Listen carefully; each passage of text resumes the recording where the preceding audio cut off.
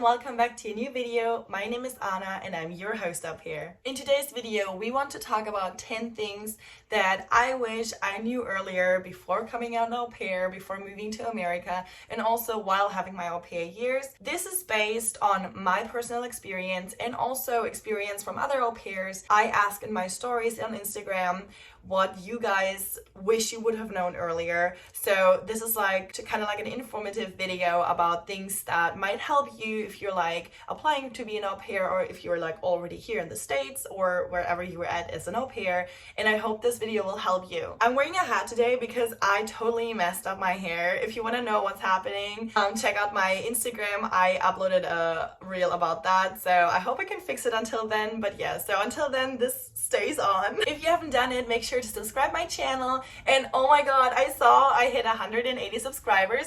Thank you so much guys for being here. That means the world to me and I'm so excited. So I'm gonna stop with this intro and we're gonna jump right in. Get yourself a coffee or something because I'm gonna talk a lot, as you already know. And then I would say, let's go. If you're asking why I'm always so bubbly, it's this. Have a banging day. Okay, so the first thing that you guys said is research the area. And I have to say, I concur with that totally. As an au pair, especially in America, you don't really have the chance of choosing where you're gonna live. So it is important when a family like texts you or something that you're gonna do your own research about the area. Host families love to like tell you, of course, how awesome the area is and how wonderful the neighborhood is and everything. But it's still important to look up in which state it is, which states are around it, because if you love to travel, it is important to see, okay, where could I travel from my state? How far is everything? Do I have a car? Do I have access to a car? Or is there like public transportation? So make your own research before matching with a family, because living in a certain area or place makes a huge difference and impact on your au pair year. I'm not saying you need to live in the most popular area. I'm not saying that. It's just important that you feel comfortable living either way, like more on the countryside or in a city, and just something that is good for you, where you can be like, yeah, I could live there for a year. Or if you're like, I'm not really a mountain person, so I don't necessarily want to live there. And that's okay. Like everybody has their own preferences. And so it is really important to make your own research. Every state has their own things to offer. So it's really important to give, first of all, every host family a shot and also every area a shot. But still, I'm a person, I got a lot of like requests from like up north, like New York City, Boston, and all those states. And I was just like, I cannot see myself living there for an entire year. So for me, it was important to have something totally different, and that's okay because that's just who I am. But I know a lot of people who are okay with that. And so there's like a host family and a city and a place for every single one of you out there, so don't stress, but still make your research on it. For example, I almost matched with a family and they lived like really on the countryside. And so first I was like, oh, it's gonna be fine, like no worries. And then in the second interview, they like talked to me that our like next neighbors would live about an hour away. And then I like started thinking and I was like, an hour in the US is also different than in Europe, but still, like from the distance, I'm saying, not from the time. Good morning. But it's just a huge difference because I don't necessarily want to drive an hour every single day to maybe see my friends, or don't even know if there's gonna like people in my age or somebody that I connect with. So it was important for me to live somewhere where it's a little bit smaller and like a little bit like closer together, so I can actually make social connections. That brings me to number 2. Social connections and making friends is so important. It makes a huge impact on your time here. And I've done a video about how to find friends in America, so definitely check that out.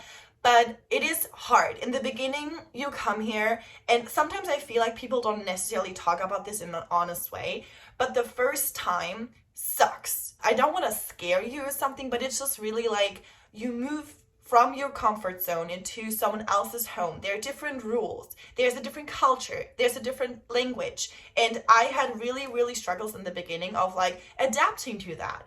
I was faster than other people just because I was like super interested in the American culture and everything, but still it was a lot of work, personal growth, and also from my host family. My host family helped me through this time so much. So I really appreciate you for doing that, and thank you so much for always like having my back.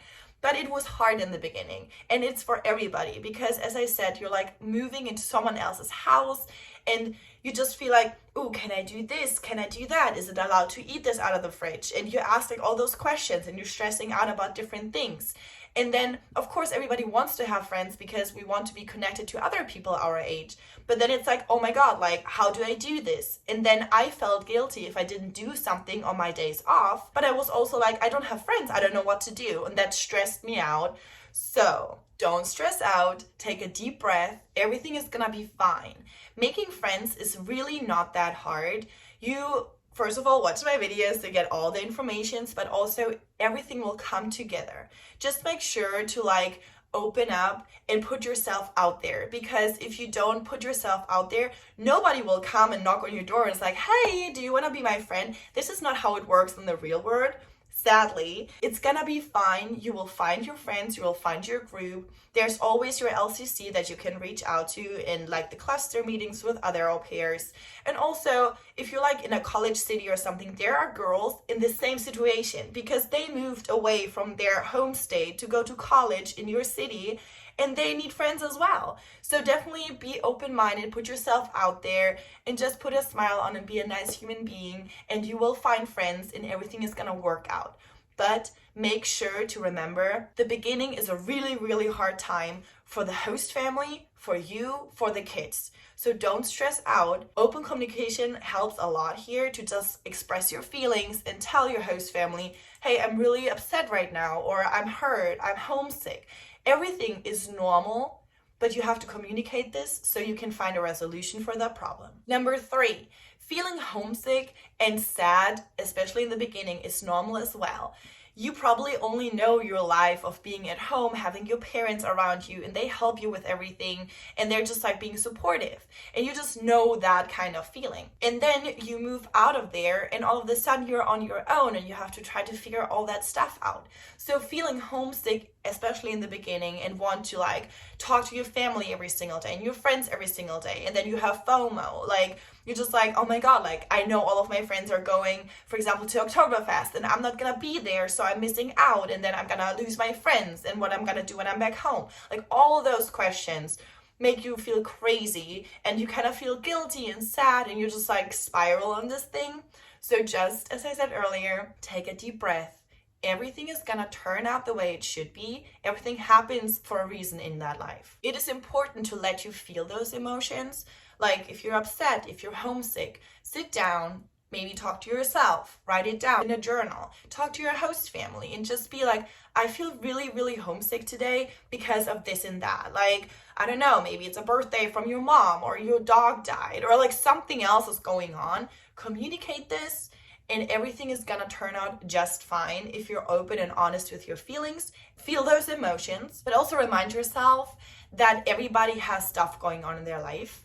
You're here for a certain time. Remember and remind yourself what is your goal, and then focus on your goal. Put your crown back up and just put a smile on and fake it until you make it. And I'm not saying this in a mean way. I'm just saying if you tell yourself everything is gonna turn out fine, your inner like view of different things is gonna change. So if you're like trying to have a positive attitude about certain things and be open about new things and just be like, okay, this is the situation that I'm in, what is the positives, what I can take out of here, your like own like perspective is gonna change. So always try to find the positive in the situation. It's okay to be upset, but just try to turn it around. Gonna be fine. Number 4, talk to their previous au pairs.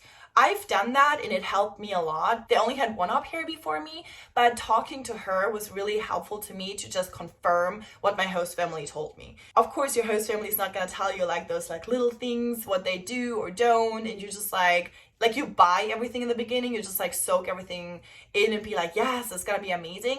But and a previous au pair can tell you different things, and it can tell you like, it's not gonna be like that, or yes, it's gonna be like that. So if you have the chance to talk to the previous au pair or au pairs, definitely do that. I've heard from other au pairs that they only talked to one au pair, and that was the au pair that loved the host family. So her point of view is gonna be totally differently than from an au pair who might like went into rematch or quit for a certain reason. And I'm not saying this in a mean way, I'm just saying everybody has their own point of view and is gonna tell you their point of view. Like you see this with my videos, I'm always like super like excited and positive about my au pair year because I got pretty lucky with where I live, my host family, how we operate as a family. But that doesn't mean everyone else will have this experience. It's sad, but it is the truth. And that is just important to know and to remember. Just because it turned out for this person like that, it doesn't mean it's gonna turn out for you like that. Number 5, babysitting and being an au pair are two totally different things. And it's really important to like know this and remember that, because you only, I'm saying only, need 200 hours of childcare to become an au pair. And most of the time, this is based on babysitting or maybe doing an internship in a daycare. And this is great and fine. But being an au pair on the other side is so much more than babysit. I mean, let's just start with like the salary. You're not getting paid by the hour like in a babysitting job. You get paid by like a monthly or like weekly salary. And that is a huge difference. Like we work 45 hours every week and we get this certain amount of money. As a babysitter, you have different hours. Maybe you have less hours, but you get paid differently, but you're also not living with this family. So living where you work is a huge thing, and you should really like think about this, because you're off obviously, but also how off are you? And it's sometimes really hard to draw like a line there, because you live where you work. Your kids want to see you even when you're off. And especially when they're younger, they don't necessarily understand, oh, Anna is off right now, you can't see her right now. And for me, it is totally fine if the kids like come into my room and like talk to me and want to hang out with me. But everybody needs their alone time. Everybody needs time to recharge, do their own things. And sometimes you feel guilty about doing that. Sometimes I feel guilty when I have to tell my host, who's like, hey dude, I need some time for myself. Could you please leave my room? Which is totally fine and I'm allowed to do that. But sometimes it makes me feel weird because I don't want to do this to that child, but also I need time for myself. It is hard, but it's manageable. And as I said earlier, you need to have an open communication about this with your host family and your host kids. And just explain, hey, when my room is closed, like my door's closed, I want to be alone. And just remind your kids and be like, hey, sometimes you want to have your alone time, right? Sometimes you don't want me to be in your business all the time. And kids have to understand that. Your host family has to understand the rules, but you also have to understand it. Like you cannot expect from them, if you're like hanging out downstairs on your time off and just like laying on the couch, that everybody's gonna leave the room just because you're there. Like you have to know what you want from them and communicate this, and they have to tell you what they want from you. Some host families don't necessarily want that their au pair hang out when they're off, and some host families love having their au pairs around. Just be honest about this, talk with your host family about it, and find a good way for you two to operate there that everybody feels comfortable. Number 6, the au pair salary. Living here in the US is expensive. It's also depending on where you live in which state, because the taxes are gonna be different, and it's just like they're like just states where it's a little bit cheaper to live and a little bit more expensive. But in general, living here, like comparing to Germany, is expensive.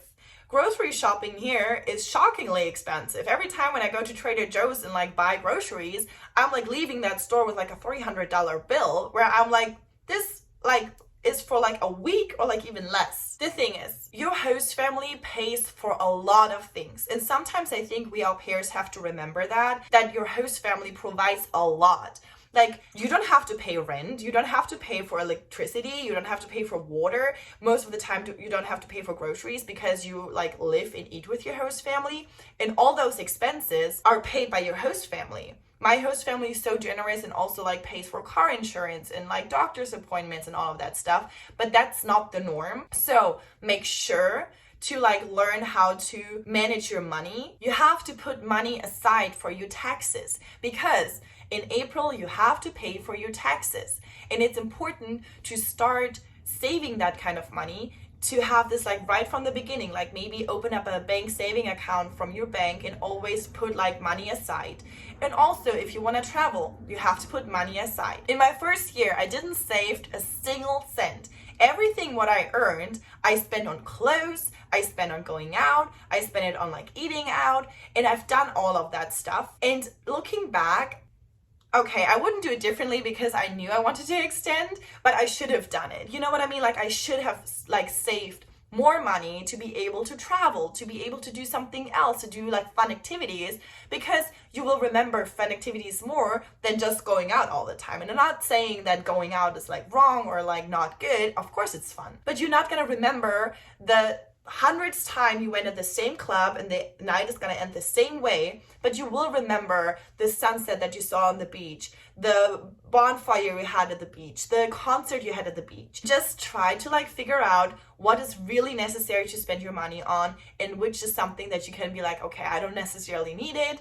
And if you really, really want something, then think about it first and then get it next week. Number 7, you might quit, and that's okay. Quitting always has like this like side effect of something negative, and I feel like we have to change that. If you feel like you cannot do this anymore or this doesn't feel right, it is okay to be honest to yourself and say, I can't do this anymore. It doesn't help anyone in your host family, in your situation, if you're being miserable and you're not happy and you feel like I can't do this anymore. Because only if you're happy in your job and in your life and with yourself, you can be a good au pair, you can be a good human being. If you're like really struggling and you feel like I can't do this anymore because every morning you get up, you have anxiety and you're like crying and you're like putting this on the kids because you're stressed out and then they're stressed out and then you yell at them and like, you know how like things like ball up and then you have like the snowball effect. Nobody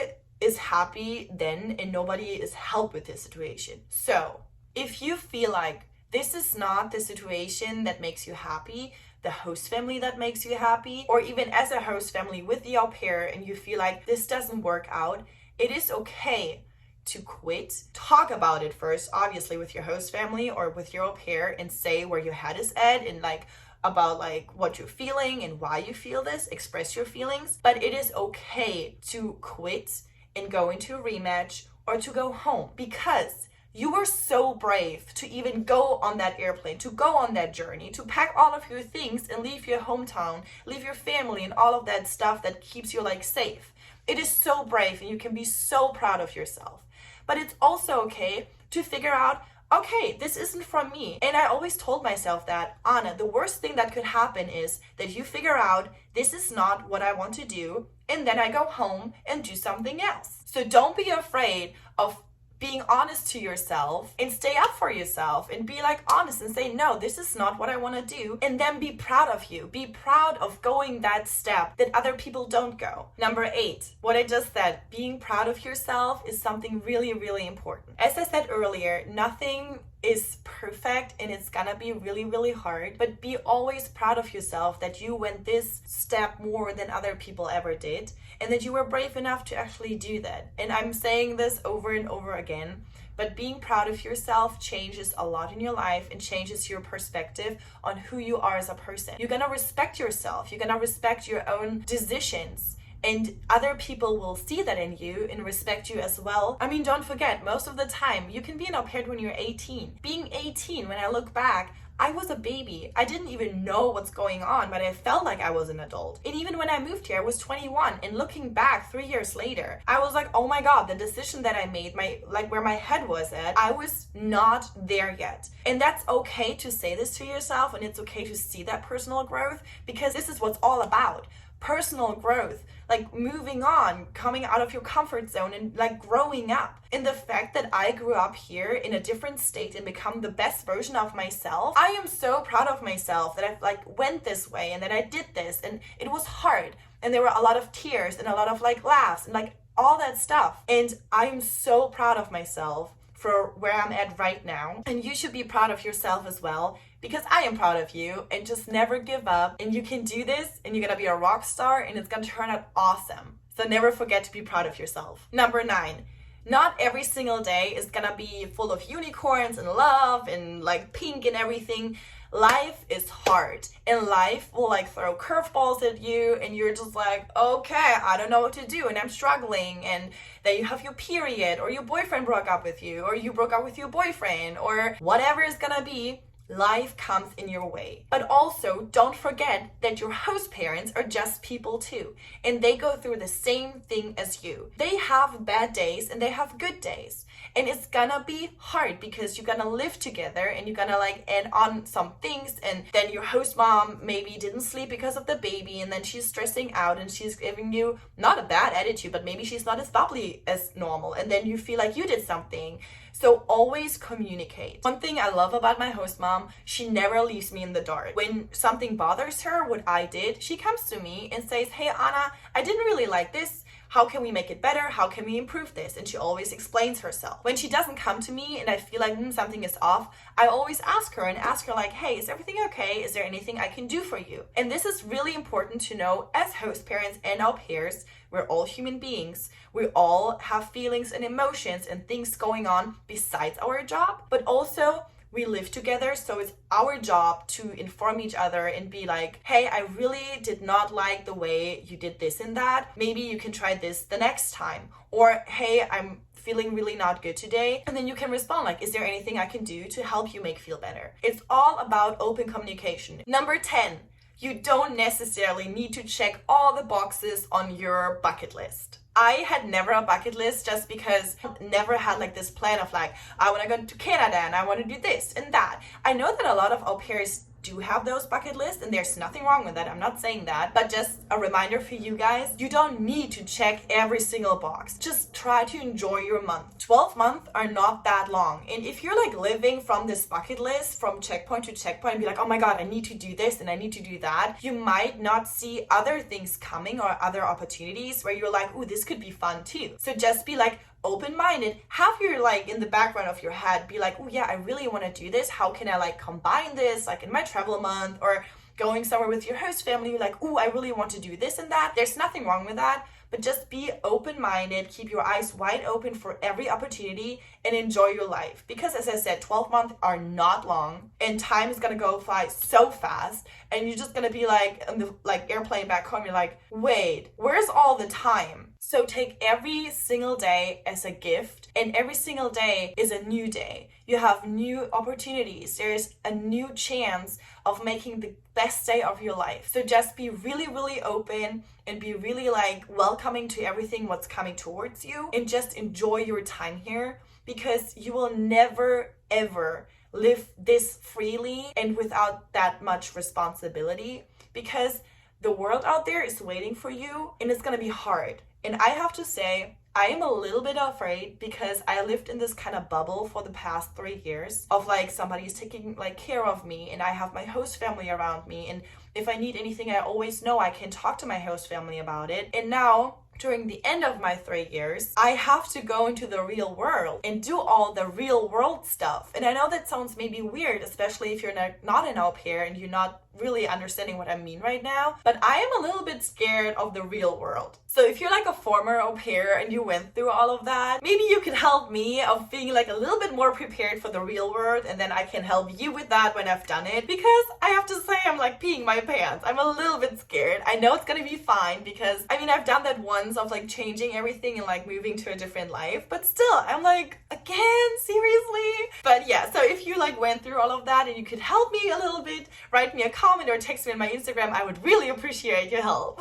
So those were 10 things I wish I would have known earlier, or just in general in life as being an au pair. I hope I could help you a little bit. If you have any more questions, feel free to just write me a comment or text me on my Instagram. I'm happy to help you through this because I'm your host au pair. Thank you all so much for being here. I have you all have a wonderful Sunday and a great week, and I will see you next Sunday. Bye!